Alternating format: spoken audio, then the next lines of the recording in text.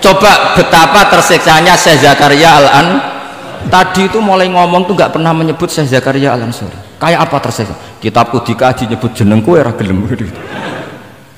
Padahal Syekh Zakaria Al-Ansori syarat menjadi orang alim seperti dari sekian tarjamah, istilahnya dalam bahasa Arab terbaru itu tarjamah itu Syekhul Islam Syekh Zakaria Al-Ansori. Itu saya pilih yang dari kitab Manhajus Sawi karanya Habib Zain bin Smith. Itu dari sekian manaqib yang saya baca di Sulaiman Al-Jamal di mana-mana paling menarik itu syaratnya jadi orang alim itu dua, punya guru alim, punya murid alim. Karena Anda akan tersiksa, sangat-sangat tersiksa. Ngaji sama gurunya takut disuruh baca, gurunya alim, mau ngorek ya meriang muridnya alim. Itu yang dialami Syekh Zakaria Al-Ansori, sehingga beliau ngendikan duqiqtu baina hajaro ini. Saya ini ditempa dua batu, cara Jawa digebek dua batu. Mau ngaji ya takut karena gurunya alim alamah yaitu pengarang Fathul Bari Ibnu Hajar Al-Asqalani. Mau mulang ya meriang mergo di murid alim alamah jenis Ibnu Hajar Al-Haytami. Dadi aku sampai ngaji ya persiapan, sampai mulang ya persiapan. Kayak apa susahnya jadi Syekh Zakaria Al-Ansori, mau ngaji setoran ya persiapan, mau ngajar persiapan. Makanya kata Mbah Mun, syarat utama ulama itu harus punya murid alim.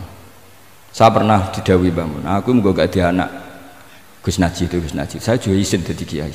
Karena syaratnya jadi kiai udah anak alim di murid alim. Izin enggak jadi kiai ras sukses juga tak beliau. Makanya saya ketika kecelok alim itu senangnya bukan main beliau. Karena terpenuhi status tadi. Nah ini kalau khataman Fathul Wahab terus bakas baku ini. Ini roh Kiai Jazuli tersiksa ini gimana? Ini gimana ini sini? Kalau ukurannya kan gampang, moderator kan dipilih yang paling baik, setidaknya ngomongnya lah. Kalau tidak ilmunya ya ngomongnya. Terus Anda terwakili oleh orang yang nggak jelas. Nggak, saya gojlok ini tidak dosa, karena kalau betul saya ini dosa karena ngerasani orang, berarti jadi kafarah dosanya dia. Soal saya kan amalnya sudah banyak, aman lah. Aman, jadi nanti. Jadi kalau jatah hasanah saya harus diminta dia, tak kasih aja. Gampang. Masih surplus banyak. Ya masih surplus, masih banyak.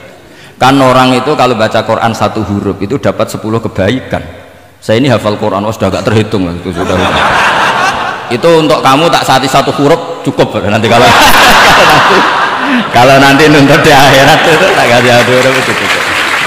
Jadi, ya nggak apa-apa, nanti silahkan nuntut nanti di apa akhirat. Tapi kamu lebih saya tuntut.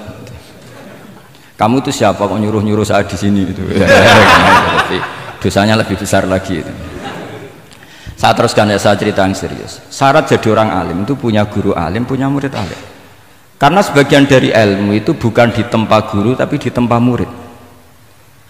Imam Fathul Bari, Shahibu Fathul Bari yaitu Syekh Ibnu Hajar Al-Asqalani, itu beliau sangat mencintai Nabi Musa justru karena dengan tanda kutip protesnya. Jadi ketika Nabi Musa diajari Nabi Khidir dari awal sudah ngendikan innaka inni ala ilmin, atau innaka dulu ya gak apa-apa, dibalik-balik gak apa-apa karena semua kitab kadang riwayat fil makna.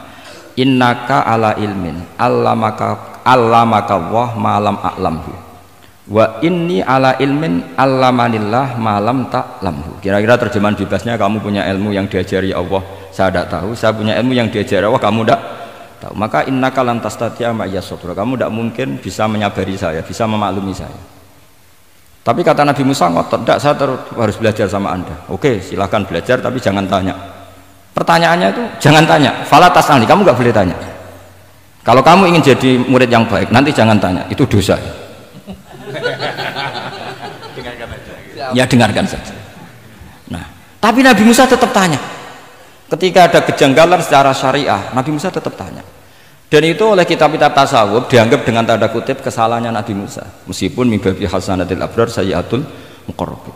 Tapi di kitab fikih itu dipuji sundul langit protesnya Nabi Musa. Jadi di kitab tasawuf disalahkan karena kitab tasawuf pemuja tadi ketertaatan pada guru, kitab fikih enggak. Ini bukti adallud dalil bahwa Musa itu orang pilihannya Allah. Dia tidak sabar, beliau tidak sabar kalau melihat kemungkaran. Jadi gugatannya Nabi Musa dianggap apa? Sur'atu ghiratihi fillah atau sur'atu ghairatihi fillah. Ada yang baca Hurairah, ada yang baca Hiro. Ini karena ngadepi santri Fathul Wahab. Saya terpaksa baca 2 kali. Siji ben ketok alime, nomor loro aku ora iso tak warai nak maca. Karena dalam kiro asap ya mesti gitu, kalau nggak doikin jadikin. Karena yang satu cara berpikir masdar itu aslul mustaqot, maka nggak perlu kena harokat munasabah. Jadi saro yasiru sairon, tidak perlu siron.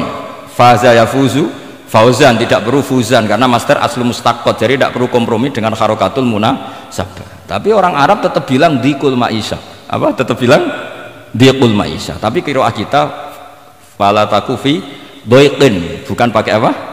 Dikin. Ya, makanya kemungkinannya 2. Saya baca 2 kali ben ketok alime. Karena saya ini menghormati sampean. Mosok ngundang wong ra alim kan sini-sini wong.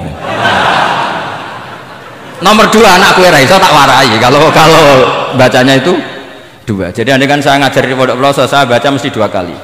Wayah sibu zaitun kada, wayah sabu zaitun kada. Karena dalam qiraat sab'ah ada yang baca yahsibu, qiraat kita baca yahsabu. Tapi guru-guru kita kalau ngajar fikih itu bacanya yahsibu. Tapi kalau baca Quran yahsabu. Ya kan Quran kita kan ayah sabu Allah yaqdiru alaihi ahad, bukan dibaca ayah sibu. Saya teruskan. Jadi syarat jadi orang alim itu harus punya guru alim dan murid alim.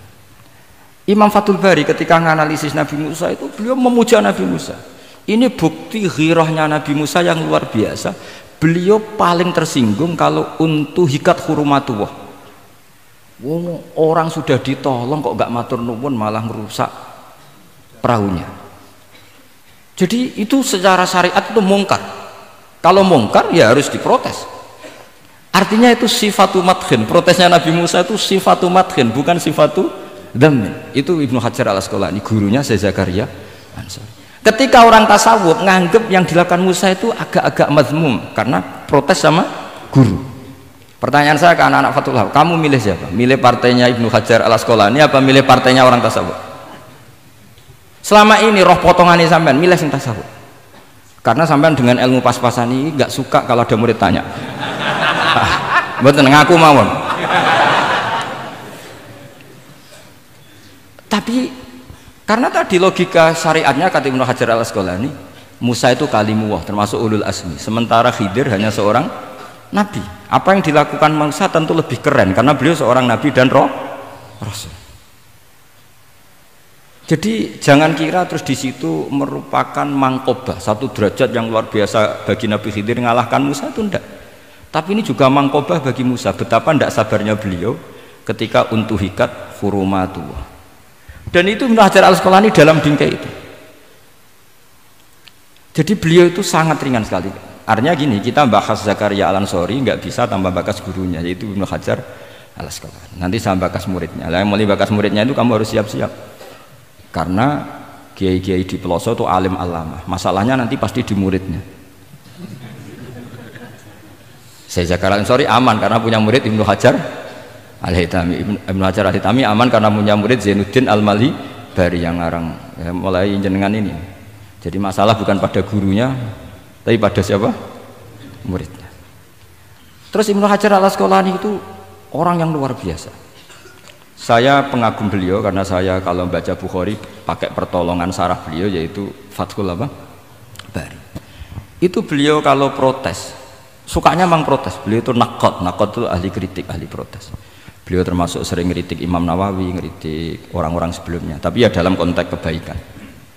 Imam Nawawi itu punya sarah namanya Sarhu Muslim Lin Nawawi. Terus beliau punya kitab fikih Minhajut Thalibin yang disadur oleh Syekh Zakaria dari Manhajut Tulab. Yang satu pakai Minhajut Thalibin jamak mudzakkar salim, yang satu pakai Manhajut Tulab pakai jamak taksir. Kitab Minhajut Thalibin sendiri dari kitab Muharrar karangannya Imam Rafi'i, terpaut sekitar 3 orang sampai ke Imam Rafi'i dari Imam Nawawi. Imam Rafi'i ngarang itu dari Al-Wasid, Al-Basid dan Al-Wajiz karangan Imam Ghazali. Dan itu saya punya. Kitab indukannya Imam Ghazali Nihayatul Matlab fi Dirayatil Mazhab saya juga punya karangannya Imam siapa? Haromen. Terus sampai Mukhtasarul Muzani. Saya tadi sempat bawa kitab Mukhtasarul Muzani. Bareng ngerti ini kok jadi pengajian umum lemes. Waduh, mau nyalahkan Gus Kausar Mbah nggak berani. Tapi saya tadi matur sama Gus Kevin, Gus ini kok jadi pengajian umum, nggak tahu.